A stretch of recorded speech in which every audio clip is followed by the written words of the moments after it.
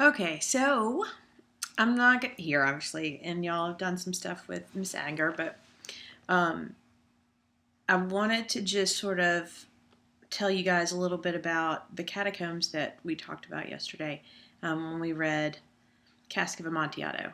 And I'm going to show you a set of pictures that came from the catacombs in Paris. Those are really the most famous ones. And I think I said something about the way they stacked up the bones, and it was almost sort of artful. And you can see how it's sort of a reverent place, even though the bones are sort of just stacked around.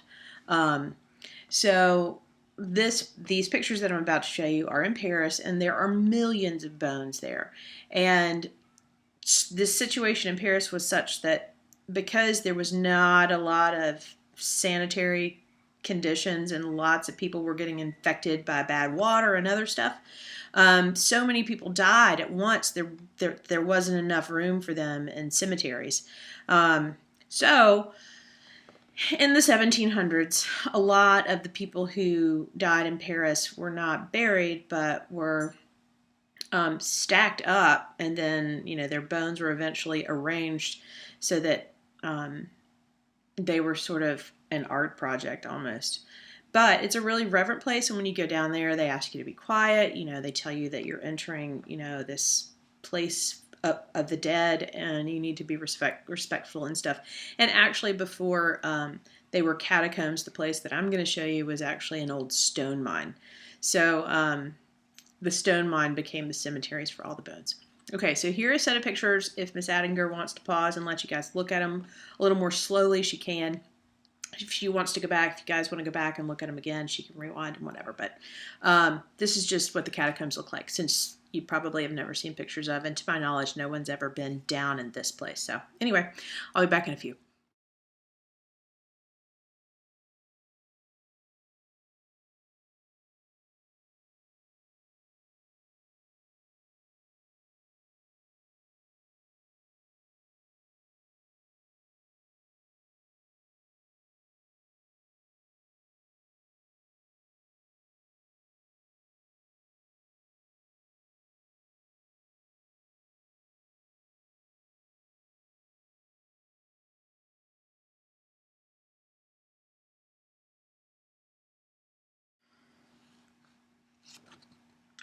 Hello again. Okay, so you guys should have your computers now, and you need to find the comprehension questions you did for homework last night on the Cask of Amontillado, and you should swap computers with a partner, and that person should actually, you know what?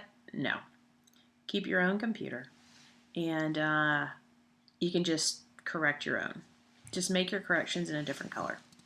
Okay, so for number one, the motive that Montresor had was to get revenge for those 1,000 injuries that Fortunato had done him.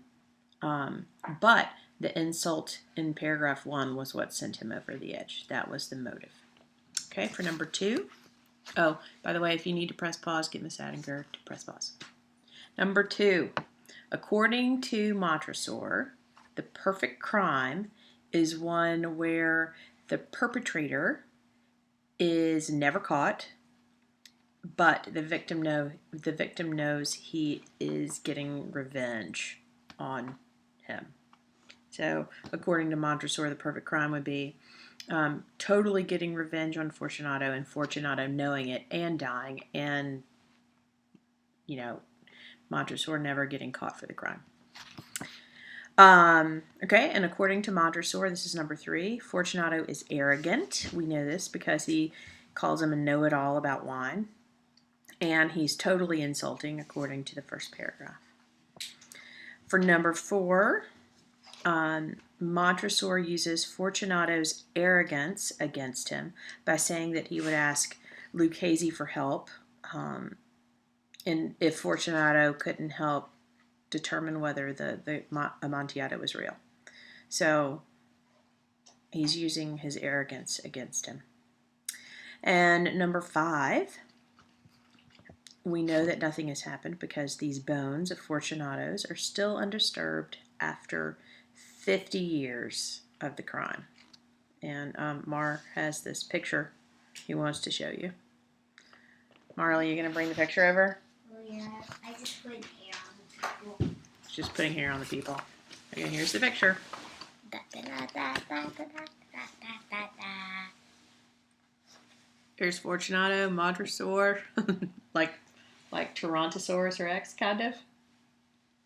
And there's Rip, rest in peace, Fortunato. Dun da da da. Montresor, Fortunato. There's the wall. Okay. Thank you, Marley. Anything else? Oh, we're gonna take a break and then we'll come back in just a minute. Wait, can I do the picture? You can do another picture. Okay. So after you've made those fixes, you can press. After you made those fixes, I want you to take about, I don't know, 10 minutes. I don't know how much time you've got left yet. And I want you to do the thinking critically questions that come afterwards. Now the first one asks you to fill out a character chart on Montresor. And the overriding quality that I want everyone to try to piece together is the fact that Montresor is vengeful and obsessive and possibly insane. So you're trying to prove all of that through Montresor's actions and important things he says and what he does and all of that stuff. So you just fill out the chart based on the fact the outstanding quality of Montresor is obsessive and vengeful and possibly insane. And if you want, Ms. Adinger should press pause here and let you guys work for a few minutes, and then you can unpause me and I will give you the answers if there are time, and you can correct your own answers. Okay? All right, bye.